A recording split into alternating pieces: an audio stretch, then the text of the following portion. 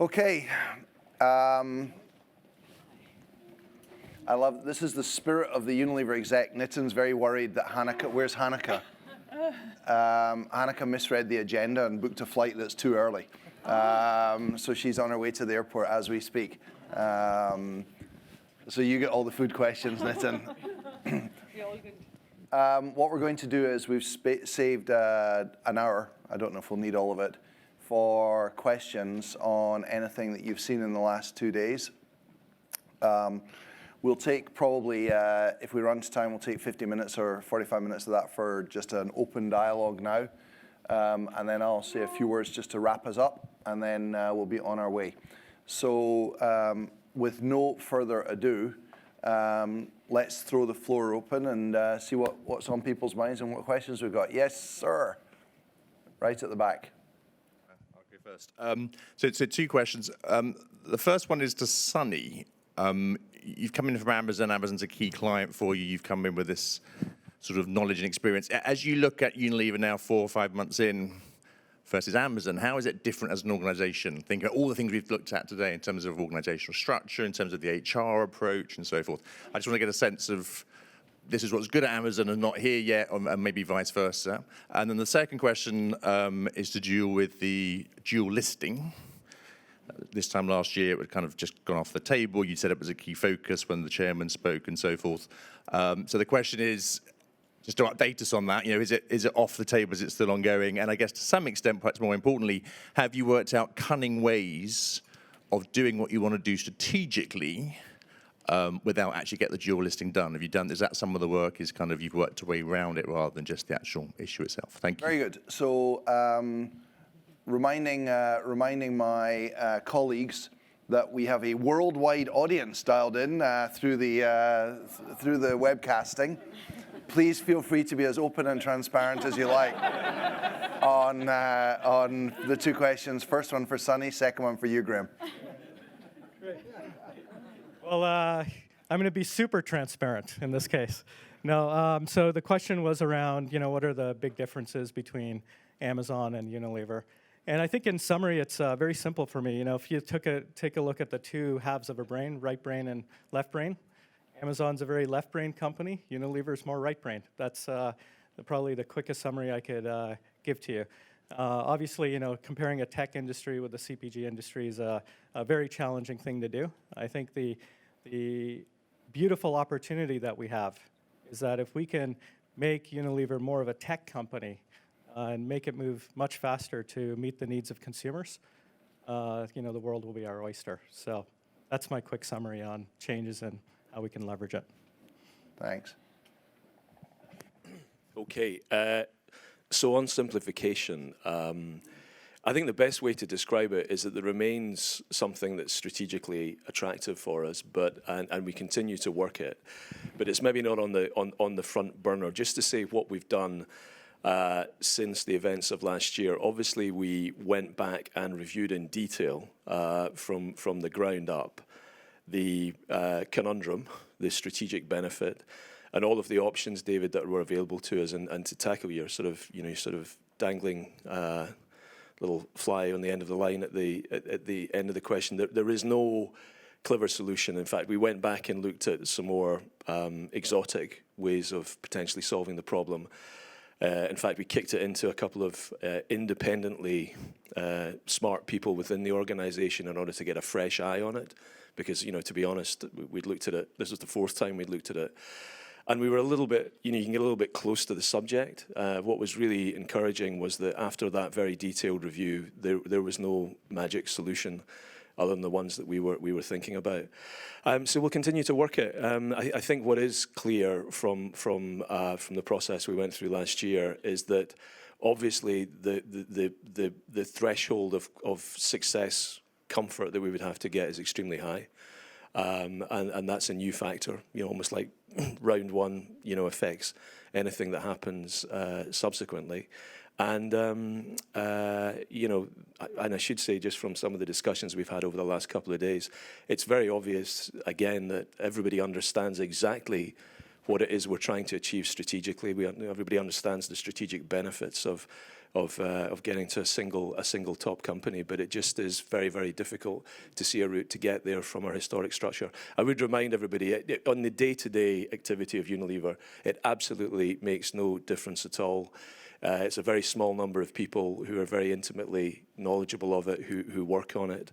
It certainly doesn't, mean that we can't. There are many things which it doesn't impact at all. So really, for that reason, doesn't have to be a pressing priority. We've been perfectly fine in this structure for many decades, but we do recognise that the strategic benefits are there, and we would like to achieve it at some point in time.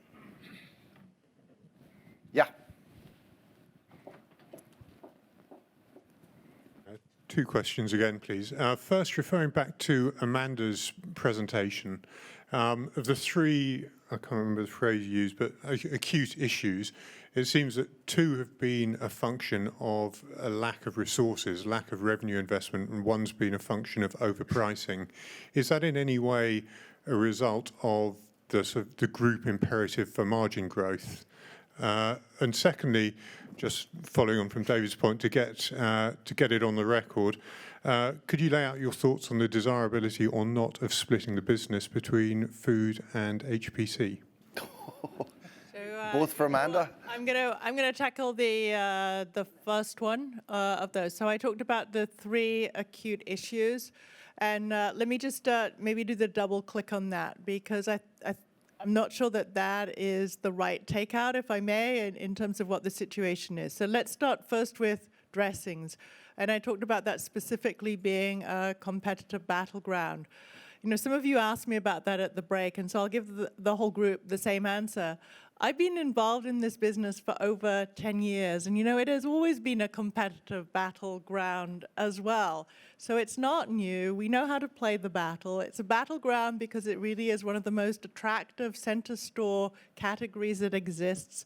It's attractive in terms of stable revenue and also a relatively profitable segment of grocery as well. So look, we have these skirmishes from time to time, and this is one where, yes, we needed to dial up the intensity of the competitiveness that we had. But I don't think that you should see that in any shape or form as that was because we were beholden to a certain margin target, because I can tell you that I played this game many times before we had set that target out as well. So that's the first one. I think the second one on ice cream, I would nuance it differently. That was, again, not about a margin target, but I think you would expect us that when we have material inflation impacting our business, that we would find a way to recover that through pricing. And I don't think that it's abnormal that when that happens, that will affect what the phasing of your promotional activity and what your consumer uptake in that very narrow immediate period is going to be. And then the third one on hair, and I know a lot of you have asked me more questions about it. I think it is quite complex, and I don't think that you can pin that down to operating margin. I'm a marketeer at heart, so as a marketeer, we tend to be people who always believe that we could spend more money if we had it. But if I'm really truthful about it, it is what I said, that we've had at the heart of it a couple of years where our innovation has not been firing on all cylinders. That's around Suave, amazing brand. It's the brand that's in 1 in 2 households in America. If it gives you a degree of confidence in the brand health, the personal wash side of that business is actually pretty robust at the moment.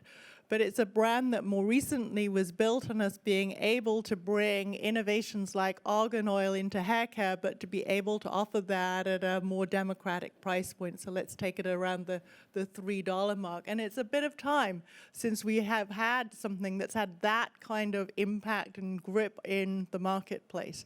And then that does result in what then the points of distribution are, et cetera, if you're not building that innovation pressure behind a brand. brand. And then similarly, as we tried to tier the Tresemme brand, that did not land in market in quite the way that I think that we had intended or hoped. So again, I don't think that that is an underlying margin drive issue. I think it's something else. I think it's something that we're working really, really hard at. And as I said, that's around how we flexed our plans for the remaining part of the year that hopefully see. It's how we've thought about our innovation for next year. And frankly, you know, we'll continue to drive that through next year and the year after. So I think my headline on it, or what I would hope that you would take out of it, is that this is a work in progress on hair. So three acute issues, but I think really quite different and quite different root causes as well. So there's probably somebody else that should answer your Well, let me ask, second question, right? Your second question, was that about globally or at North America level? No, globally. Okay. The perennial question. So let me answer it the following way, and just to recap, the question was, are HPC and food still seen as being bedmates into the future? I think the easiest way to think about it is using the grow, power, run framework that both Nitin and I talked about, which Graeme touched on. And so as a refresher, in case everyone didn't kind of capture it, grow is really the dedicated sales and marketing focused part of a business. Run is real deep expertise and capability, things like our digital hubs. And run is the operational backbone of the business. And I think I was quite explicit that we see opportunity to be more differentiated on the growth side of it. So I do think that some of the characteristics of foods and refreshment as differentiated from beauty and personal care, as differentiated from home care, and I definitely would not lump home care and BPC together, will require greater separation. And some markets around the world are enjoying better performance out of each division by, for example, fully exploiting the CCBTs, the category country business teams, by even separating the route to market organizations by having dedicated sales forces. So the answer is, I think we'll see more focus between BPC, home care, and F&R in the grow part of the business. In the power capability, that's partly to do with the margin structures of the business. BPC can afford and needs high levels of investment in capabilities like a digital hub, given the importance of investment in marketing in the BPC business. Home care and F&R, frankly, can't afford the same level of power infrastructure and expertise support. And then all three, this is the real value of Unilever, is where all three businesses come together and we extract efficiencies in the run part of the organization by running them at absolute highest efficiency, at lowest cost. It's not an easy thing to say, but replacing expensive people with inexpensive robotic processes. And so that's the answer. And then you can conclude from that we see continuing efficiencies and value in running the businesses together, particularly in that run part of the model. Okay. Oh, sorry, I was looking. Celine. Then Alan. Yes, you mentioned that you are not happy with your growth rate, and you have laid out several initiatives to accelerate that. Now it has been, I think, 2-3 years that we are in the low 3 level. How long does it take? We have to wait for to see the fruits of your changes. And do we need to wait for you to do disposals to really kickstart the growth momentum? Yeah. Well, the Zurich Axioms is a great little book, which was written by a bunch of Swiss bankers straight after the Second World War. And it was 14 rules to guide your investing behavior. I'd encourage you all to have a look at it. It's a very short read. But they then realized that they were good 14 rules for life as well. And one of the axioms, one of the sayings is distrust anyone who claims to be able to predict the future, however dimly. And so the answer to your two questions is I'm not saying and no.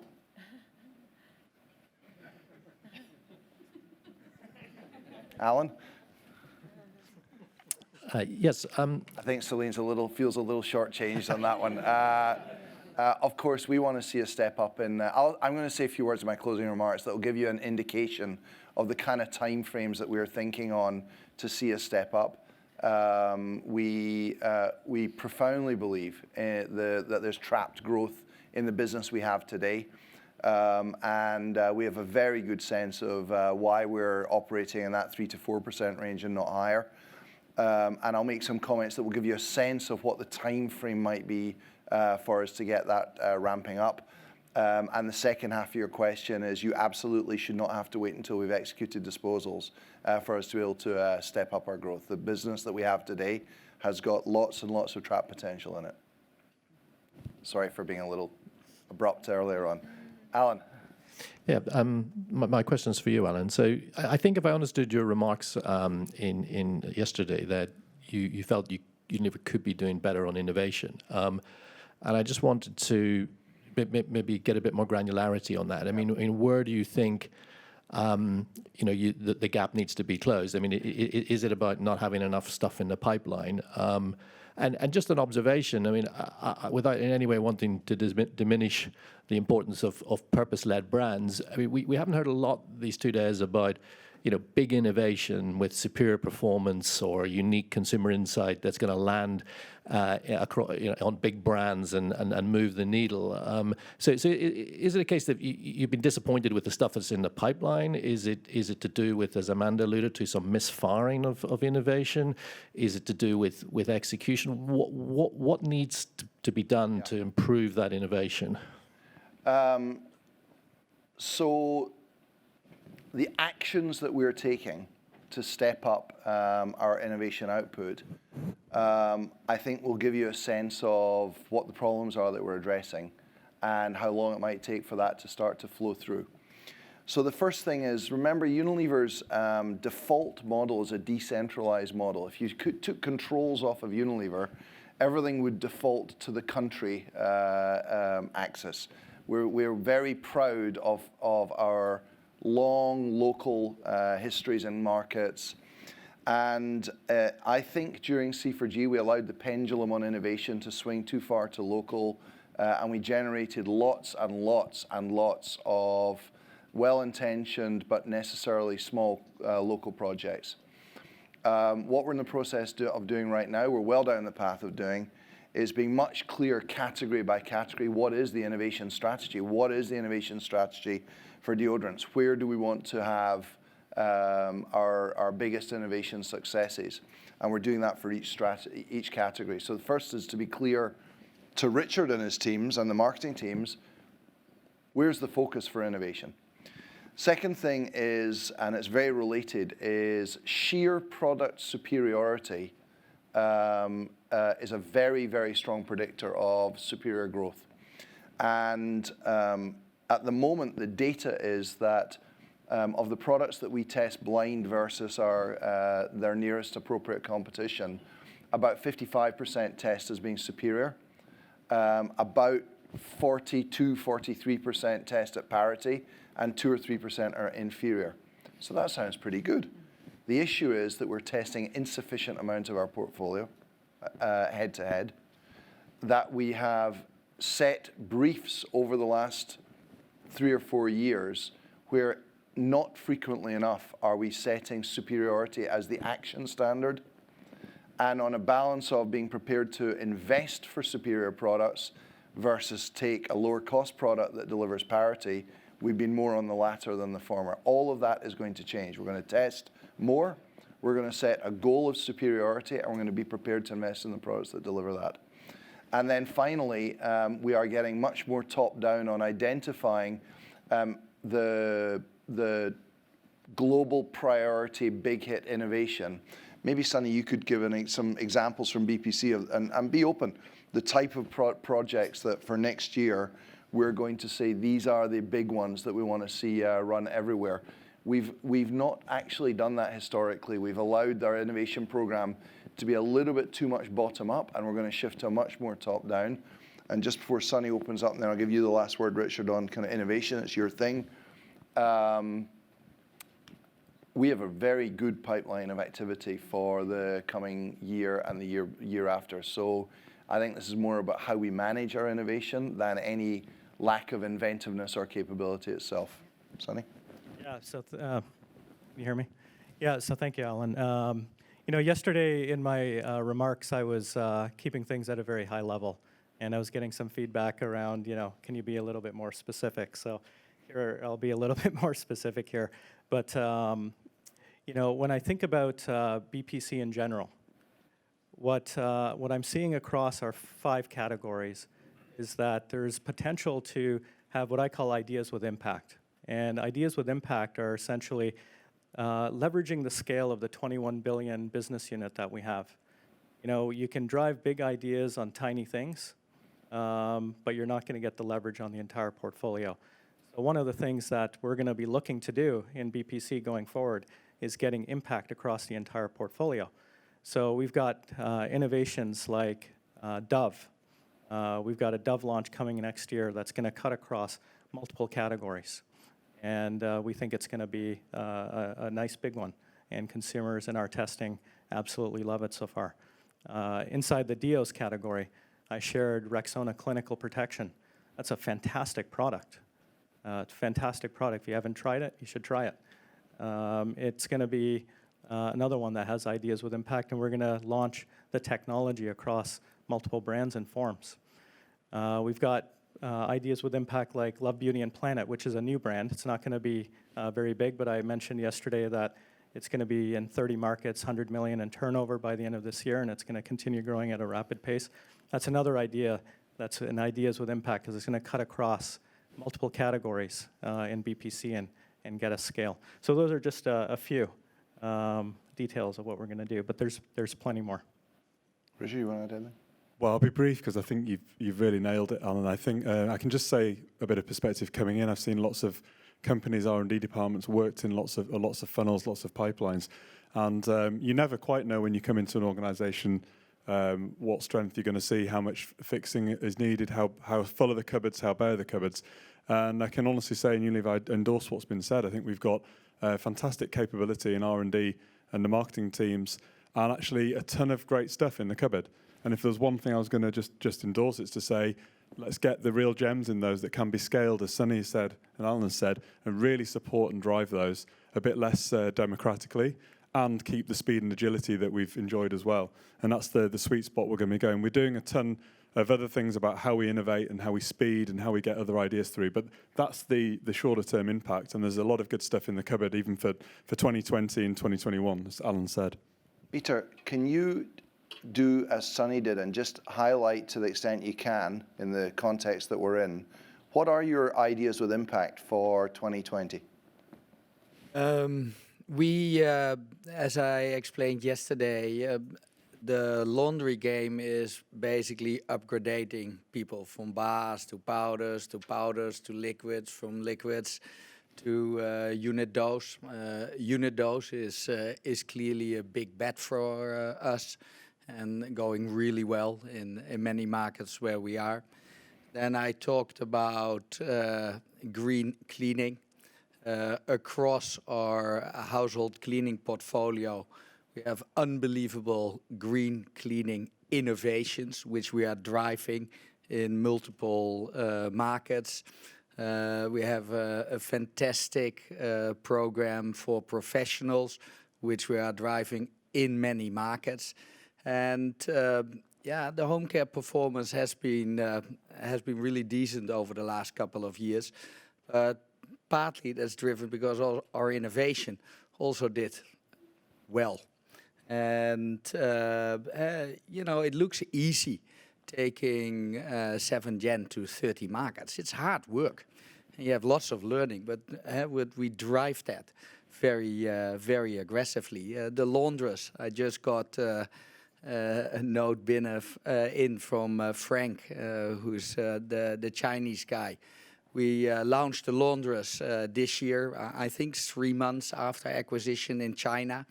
We had a big hit during Singles Day. So things go quickly. You know, the sort of old, slow Unilever is really gone.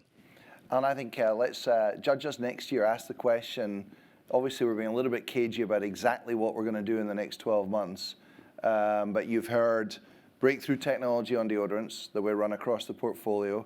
You've heard the next big thing on Dove Skin Cleansing is coming. You've heard some ambition on our prestige portfolio. You've heard Love, Beauty and Home and Planet. You've heard unit dose from Peter. You've heard green cleaning from Peter. And if Hanneke was here, she'd be talking about vegetarian butcher and plant-based in more general across Nor. Let's take a look at those 8 or 9 things this time next year and see what's been their aggregate impact on the business. We can really get behind those, and those will give us a big oomph on our innovation activity. Okay. Right. I'm calling Jeremy. So it's a question for Alan. Previously, you've spoken about how you have this sort of lack of belief in the hierarchical organization. You talk about, let's say, agile squads of people moving to work on the projects which will deliver the highest value at a given point in time. So when you look at the organization today, you've still got sort of the performance units, the countries, the categories. How close is the organizational structure to how you would want it to be at the moment, and what are the changes that you would sort of hope to make over time? In my democratic approach, I ought to redirect that question to Leena. But let me just say the following, and apologies to 1/3 of the group who heard more or less the same rant when Leena was presenting in the breakout. Our organization, if you think of Unilever's organization today, we probably would think in terms of boxes and lines, a pyramid with a box for the boss, and then a span of control and some more boxes, and underneath some more boxes. That's a 100-year-old model. It was invented by the military. Maybe it's a 1,000-year-old model invented by the Romans, 2,000-year-old. It is intrinsically hierarchical. It's intrinsically inflexible, and it's not fit for purpose in the modern world. And so we see a future where we are much less inhibited by fixed organization structures or ridiculous labels that put people's position in a hierarchy on them. And rather, talent will flow to the areas of highest opportunity, the projects and the business opportunities that will yield the highest return. And work, instead of working on 25 things simultaneously, they'll work with intensity on the thing that has got the highest value in the short term. And that what I've just described is the methodology that's called agile working. And at the moment, we have agile working really up and running in, I'm going to say, 10 or 15% of Unilever, maybe a little less actually, because it's not end-to-end in North America. Right. So it might be high single digits of Unilever. And I do see a day when fully 1/3 of Unilever works entirely in agile methodologies. 1/3 is in a blend of agile and fixed. And frankly, I don't want us flowing someone to work in the controllers department. I want the controllers department to be locked down and deeply expert in that space. And so that will not be an agile part of the organization. Actually, maybe I've given the wrong example, but there will be parts of Unilever where locking people into deep skills that they have is and a more fixed organization is the right thing to do. So I think we're only a very small way down the journey of changing our org structure to something that's much more future fit. In terms of culture, we've been quite explicit about what we're trying to achieve in culture, which is preserve the amazing values that we have around being a human company and being a purposeful company, but add in a little bit harder edge around a greater sense of accountability and Again, apologies to the group who heard this before, and I don't generally like drawing on military metaphors, but the US Marine Corps have got a wonderful expression, which is assume command until it's taken away from you. And that's a little bit the MO I want to see more of in Unilever, which is the wonderful, fantastic people that we've got up and down the organization taking things and running in a very empowered way. And we've got a culture where it's quite hard to get fired in Unilever. There's really one sure way to get fired in our company, which is to break our code of business conduct. Then you are out the door.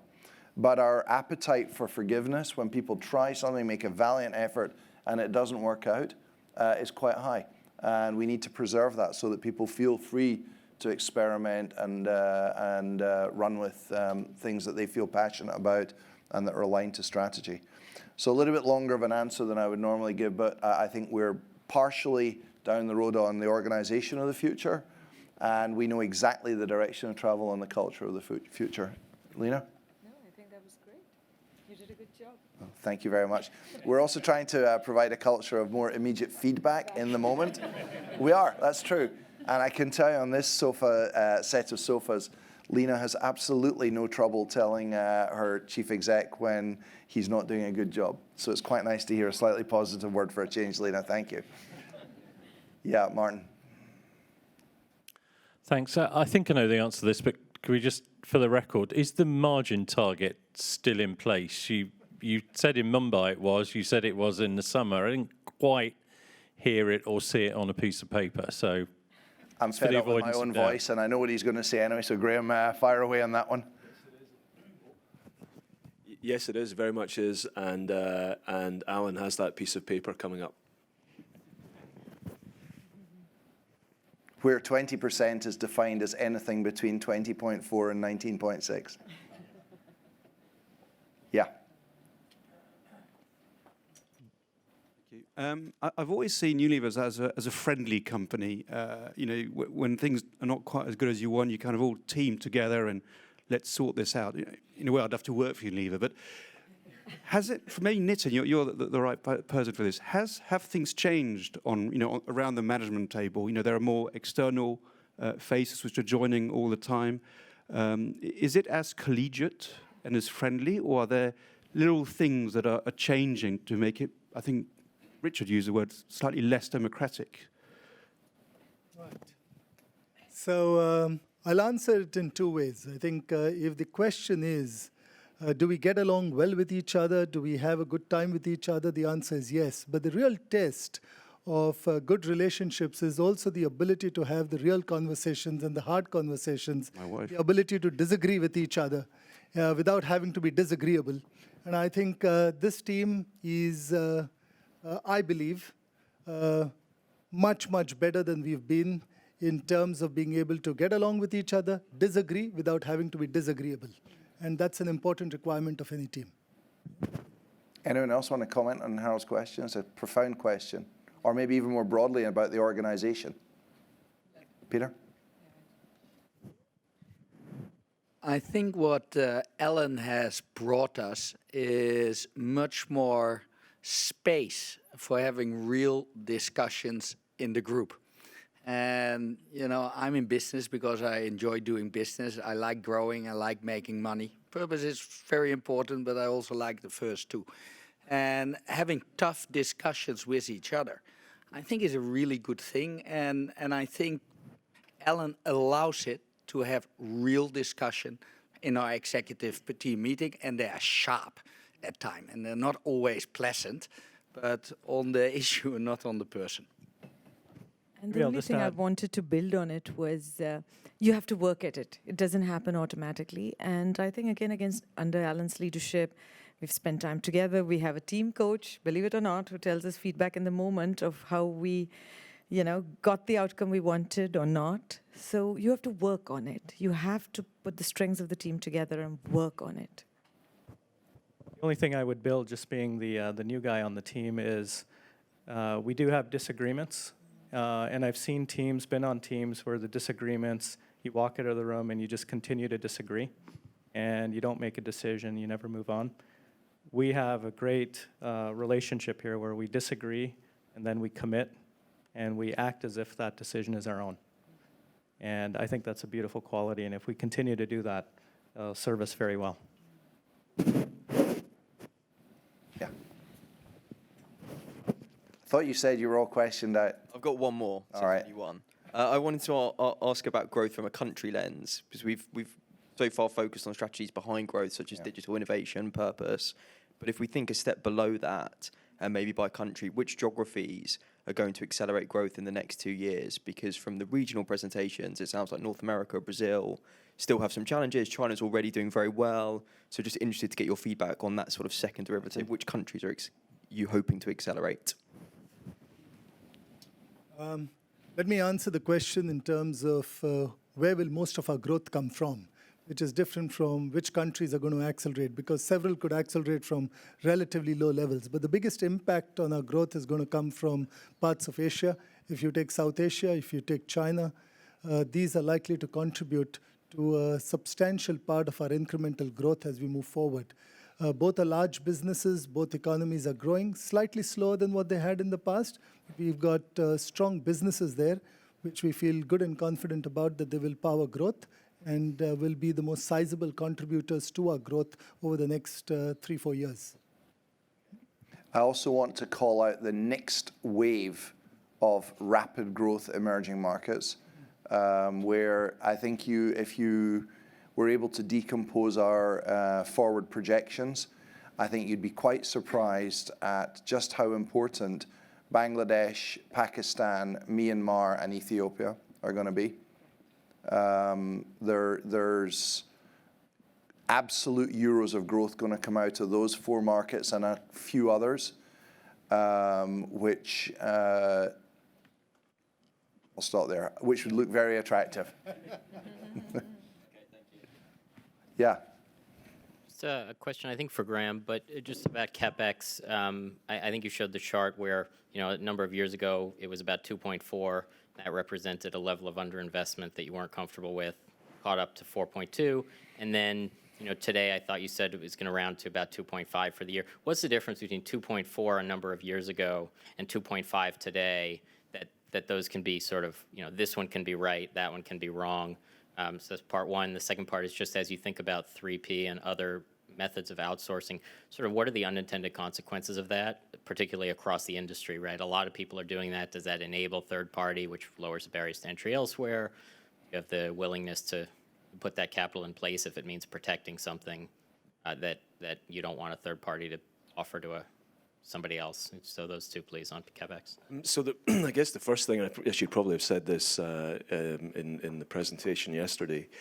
At the end of the day, 2.5, 2.8 is just our level of CapEx. It's a very manageable level for our business, and it's a very easy discussion for us.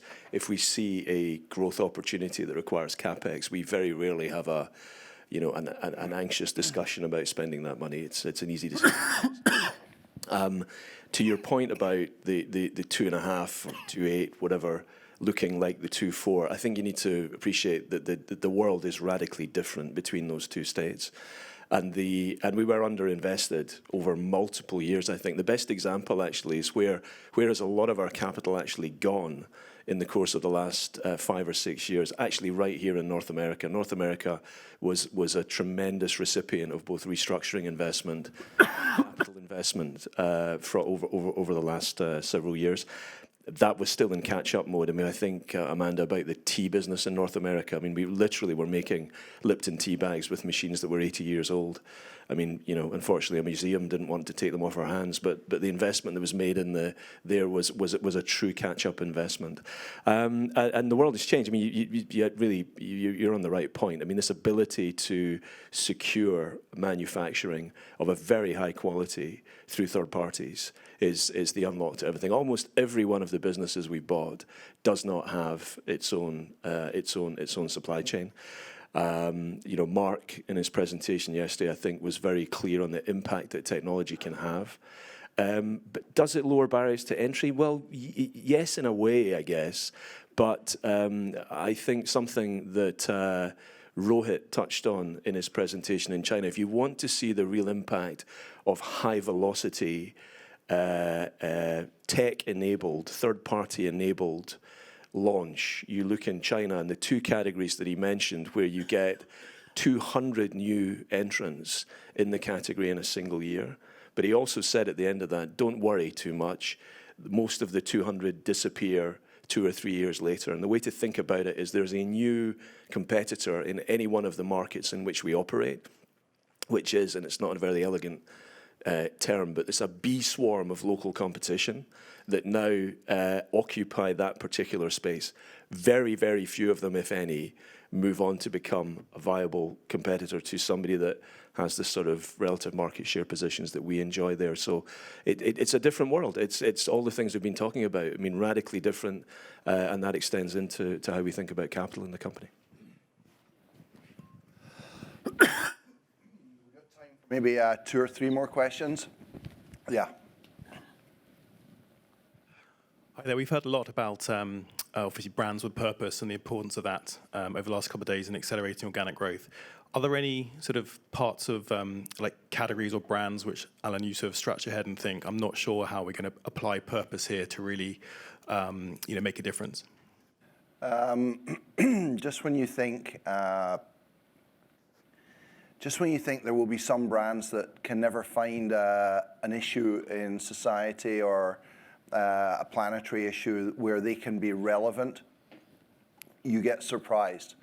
So I was always wondering, will Hellmann's ever really be able to find something important in society or the planet? Turns out food waste is a huge issue. It's even specifically referenced in the SDGs. And as Hellmann's puts its efforts against helping to tackle food waste, it's a very natural fit with the product. And it is tackling something that people are aware of. Throwing away perfectly good food is becoming a social taboo. And we've started actually in Latin America and Canada doing some very good work on Hellmann's on tackling food waste. I think there will be a couple of brands here or there where I don't want to name them right now because it's unfair on the teams. They're really working hard. What I will say does not work is forcing the pace. If we set a deadline that says, by March, we want all brands to be very clear on the purpose that they're going to stand for, what we would end up with in February and March is a series of trivial or fake associations between a brand and something that matters in society. So we're going to give our brands quite a bit more time to see if they can find something important to campaign on and stand for. And I categorically, I don't think there's a category in the business where we will struggle. I mean, the one that you might say is, can ice cream ever be purposeful? Duh, Ben & Jerry's. So I really think there's not a category where we would say that category is incapable of being a carrier for purpose. But I think as we do our review of are there businesses in the portfolio where they might be better owned by someone else, the primary lens will be long-term growth momentum, but a secondary lens will be, are we making progress on making this a more purposeful business? Yeah. So in 1 second, Peter wanted to add something. Oh. Sorry. Just 2 questions from me. One follow-up on organisational structure. I suppose matrix is something that a lot of us associate with comfort, lack of accountability and bureaucracy. We saw Procter & Gamble move away from it last year. We've seen Nestle repeatedly commit to it. I know you talked about agile working in terms of the methodology, but love to hear your thoughts on matrix. That's the first question. And then secondly, you've only touched on Horlicks briefly. I know it's a deal that was announced at the end of last year and you're hoping to close early next year, but maybe you could give us a little update on that one because I know you're quite excited about it. A quick word on matrix and throw it open to the team. we definitely don't want siloed organizations where we have a dominant axis. And so in that regard, yes, we do believe in a matrix going forward. But that has to be complemented by extreme clarity on decision rights. So I do not want every brand manager around the world, in every country around the world, having a point of view on Dove's purpose. But that would be the default.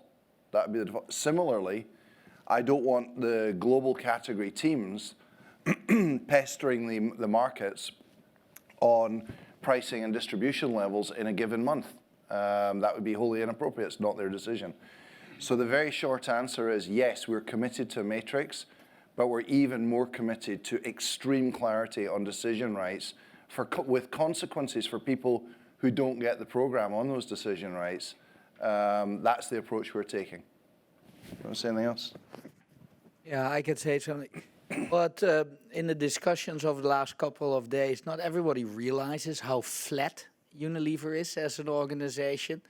I'm the head of home care. I have 30 direct reports. It's a little bit hell, but it works. And actually all the home care leaders in 70% of the turnover directly report to me. So it's very fast. Yes, it's a matrix because they also sit in a country, but it's actually a very lean, simple structure. Quickly on Horlicks. I mean, thanks for raising it, because we were so excited last year sitting in India and we'd announced the Horlicks transaction, and yet it naturally has such a long closure process that has been a year. You're right. Since then, I just want to say we are still super excited about it. And as I said yesterday, it's the second biggest transaction we've done since Best Foods. When you look at a gross basis for it, tremendously complicated, multiple countries. What's been happening, there's an awful lot of collaboration between both teams, first of all, and that's good constructive collaboration.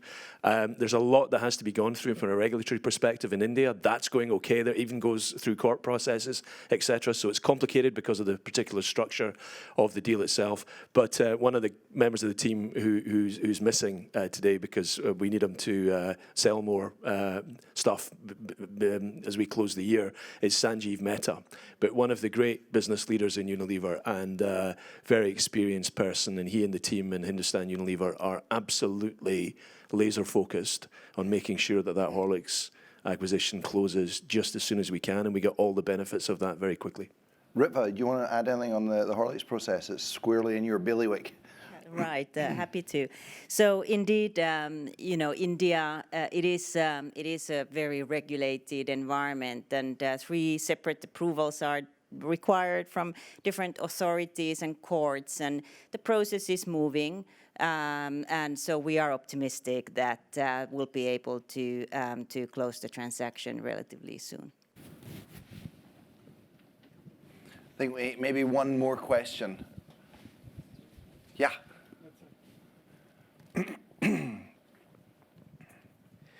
Thank you. You've talked a lot about other regions, a bit more on Africa. You mentioned Ethiopia as a potential growth market. We learned that you're not afraid to invest in a crisis. So is this time to put more down in Nigeria? And then just a quick follow on in terms of CapEx, you've talked about sustainable level. Is R&D at the current level, the level you need, or do you need to pick that up to support more science-led innovations? Thank you. You want to crack at Africa, Nitin? Yeah, sure. So it is indeed true that Africa is both a significant long-term opportunity, but also a place where we need to get a few things right to start succeeding in Africa. The fact that Africa will start contributing to a lot of growth just based on the demographics, the increasing the population out there, the affluence which will step in over a period of time is clear to everyone. And yet, I think it's a place where we need to build structural capability. Talent becomes a big agenda for us, and we are investing ahead of the curve in many of the markets. So if you see the investment that we are making in people and capability in Africa, local talent, getting an opportunity to work in other places, go back into Africa with that experience. So a lot of investment which we are making out there. It is, like many other markets, a difficult place to do business. There are ups and downs. There are cycles. Nigeria, we all recognize as a big opportunity, but it's also a difficult market. But we in Unilever have recognized that if you have to win long term in these emerging markets, you have to stay the course. And you have to stay committed to it, and that's what we are doing. In Ethiopia, which is relatively new, we are seeing very good progress and is one of the new markets that we've got, which we feel very positively about and will be one of the key drivers of the next 5-10 years going forward. But we are well invested in Africa and will continue to be so. Can I just add one thing? The sharp-eyed amongst you might have noticed that we made a disclosure in Ghana about a bump within our Ghana business. It was filed on the Ghanaian Stock Exchange. But that's a constant reminder in Africa that you have to think broadly around the long term, and there will still be bumps in Africa. I think every player in the space, we all got excited. I remember when Alan was sent in to run it, we had our own excitement moment called Lift Africa a few years ago. I think we talked to a few of you about it at the time. But there's a constant reminder in Africa. Africa turned out to be a bit heavier than we had expected. It's a bit heavier to lift, yeah.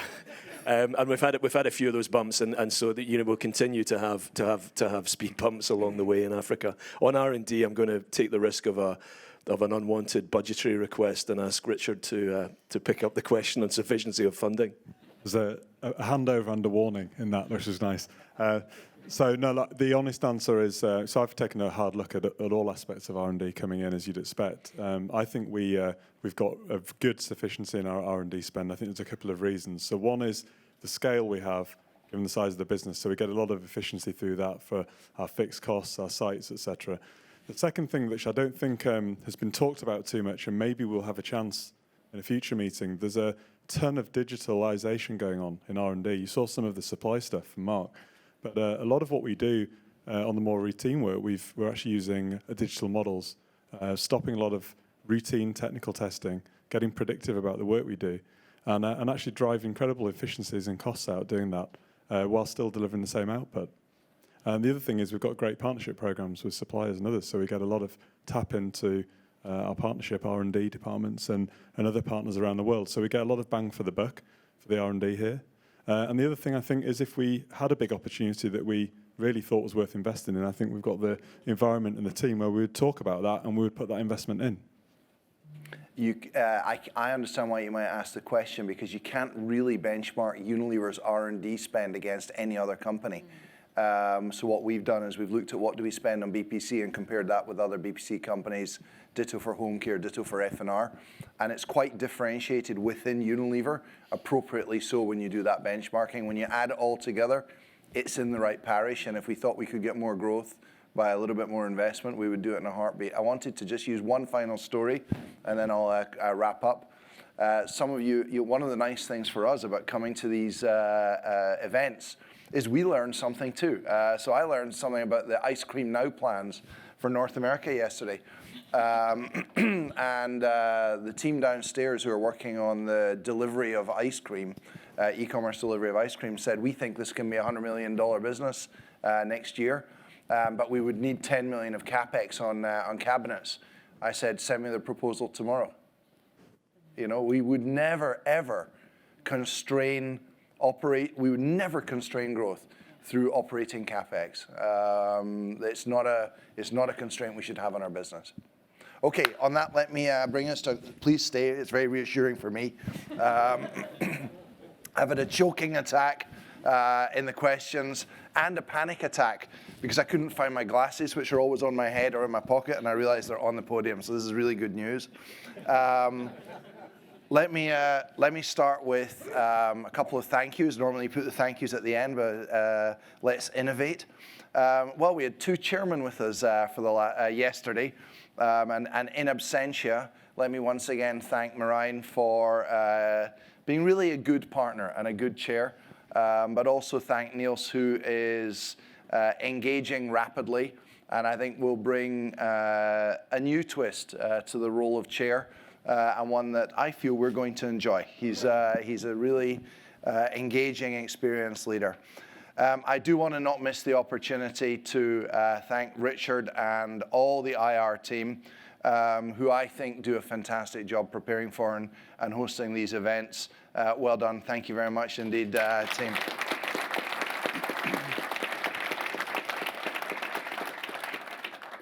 Has anyone hurt themselves? Any physical injury? I'm sure there's been some emotional injury, but I don't think we've had any physical injury. We've been well fed and looked after in honestly quite a nice setting to these types of events. So Amanda, to you and your North American team, to the team, thanks very much for hosting us, everybody. To my ULE colleagues who I see a lot of, but also to the teams who have come in from around the world, including some close to home, Jostein. I think you guys did a fantastic job. I'm very proud of what you were able to show your businesses. So thanks to all the presenters. Don't clap. And most, of course, is almost everyone here has made a long trip to be here. Time is your most precious resource. And we really, really appreciate this opportunity to engage. I wish we could do this for the more time we spend together, the better you understand our business. It's only good for us. And I hope you get a sense that our teams were rushing to engage with you. We really want to share this business that we're so proud of with you, our guests. So now you can give yourselves a round of applause for committing the time and coming and joining us. Thank you very much indeed. Let me try and just recap quickly a little bit of content. So yesterday you got CEO, COO, and a particularly fine CFO overview of how we're thinking about strategy, operational excellence, capital allocation, value creation. You heard from all the divisional presidents and today from Richard a bit about how our divisional strategies and R&D strategies dovetail into the overall picture and how Nitin's team are going to bring those to life in the market. I think more than ever, we've shown over the last 2 days how purpose-led Future Fit is not a strap line, it's not the CEO's line, it's a mindset that pervades our whole business, being driven by purpose, but being alert to the changes that are happening in the world and how we need to change Unilever to be a Future Fit business. Today was a proud day for me. I thought the spotlight that we shone on our China business, on our North American business, and particularly e-commerce in both of them. Hearing Fernando talk with such authority about how you manage a basket case continent like South America with real knowledge and skill and insight. Is that a problem saying basket case continent? I withdraw that comment. A wonderful, valued continent like Latin America. You heard Leena talk about our people agenda, where we are honestly, we're leading the pack on so many metrics, and we're very proud of it. At the end of the day, all we really have are our brands and our people. That's what you're investing in Unilever is our brands and our people. And I think the overall headline is that Unilever is performing well. In fact, and here's the slide that Graeme referred to, we're very much on track to deliver the commitments that we gave in 2017. It was only 2.5 years ago. And if you just kind of look down the column of commitments and where we find ourselves halfway through 2019, it's kind of more or less greens across the board, with one exception, which is top line growth, which is an amber. And it's not where we want it to be. But it's amber, not red, because in reality, we're 70 or maybe 100 basis points away from a very clean and good green report card top to bottom. And in getting there, we're managing against the usual headwinds and tailwinds of a big geographically and category diversified business. And we've talked about some of the favorable forces, the tailwinds. We talked about our e-commerce business growing 30%. We talked about prestige likely to grow double digits again this year. I'm glad that Rohit clarified the perceptions of how quickly we're growing in China. It's not mid-single digits, it's high single digits. And China's become a predictable deliverer of high quality, hard currency growth. for Unilever. And there's many things we didn't talk about. We didn't talk about above 10% growth in Fabric Solutions India, Fabric Solutions Brazil, Fabric Solutions China. We didn't talk about our ice cream business in Turkey growing 20%. We didn't talk about skincare in India and China, both growing double digits. Many things going right, but I think at the moment we've got an unusually high number of hotspots. So Amanda's talked about some of the issues in North America, very much back on track on dressings and mass ice cream. And we don't want to sound overconfident on here in North America. It's a big, important sell. We will not shy away from the investment and innovation that's required to get that back on track. Black tea in the developed world is off trend, and we have a big black tea developed world business that we're working on. How do we turn that around? But that's a long-term trend. It's not a quick fix to get people drinking PG tips again. But we haven't talked very much about skin cleansing in India, where we've lost a bit of penetration recently, and we've taken action now to upgrade the product quality.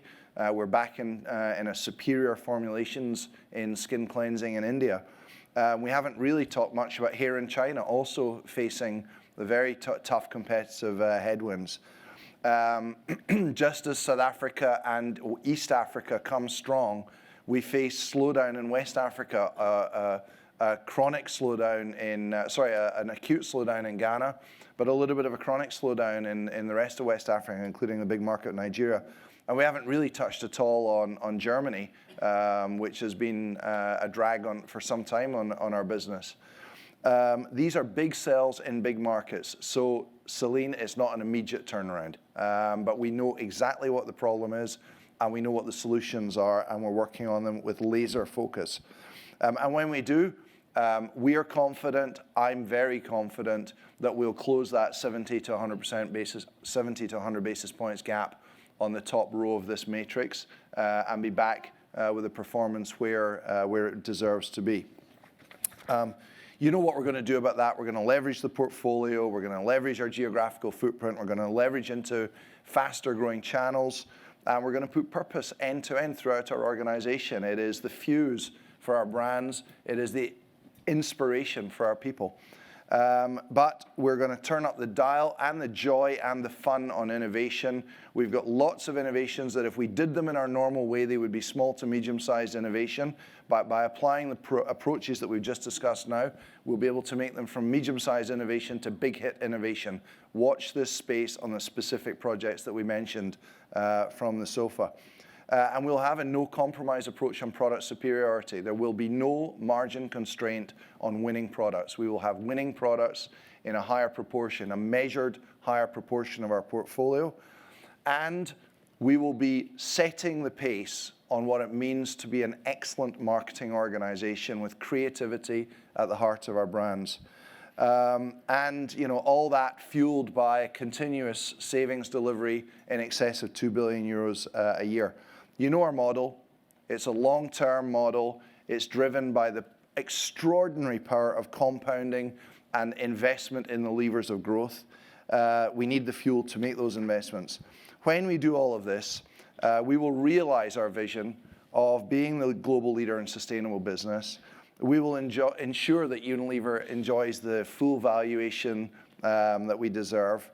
We're working flat out to deliver it. And one thing that we talk about a lot, but that we somehow have managed not to mention in the last 2 days, is the 3 things that this team and I want Unilever to be famous for, which is first and foremost, the stable of purposeful brands that is the envy of the world, the envy of every branded company in the world.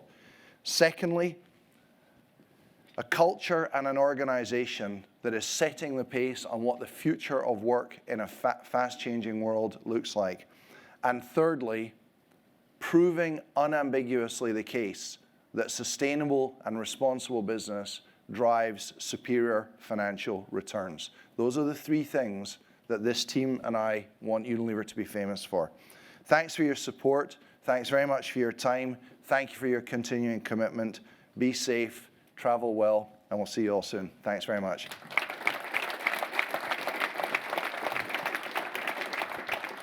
Oops. That was by accident, sorry. Okay, Done. Go home.